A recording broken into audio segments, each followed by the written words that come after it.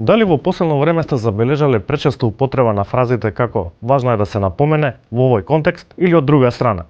Најчесто тие се резултат на употребата на алатките за генерирање содржини на македонски јазик, што значи дека за нив не стои човечки инпут.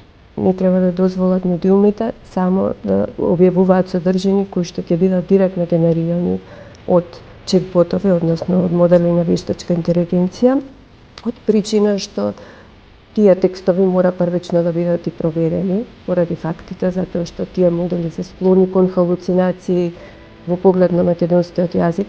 Честопати се случуваат грешки, иако овие понови пософистицирани модели понадминуваат и тој проблем, меѓутоа сепак се забележуваат грешки на секое рамниште.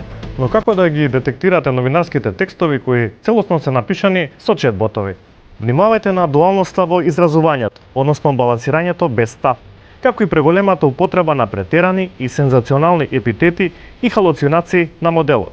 Оно што е важно за медиумите е дека тие мора да имаат новинари кои што се стручни, кои што размислуваат критички, кои што ќе го проверуваат тој текст, а не само да внимаваат, односно да бидат насочени кон објавување поголема продуктивност и објавување секаков вид содржини кои што нити се проверени, нити се соодветни во кој да е поглед и во поглед на јазикот и во поглед на информациите што ги пренесуваат.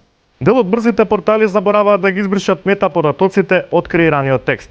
Тоа е уште еден знак дека тука нема човечко или новинарско авторство.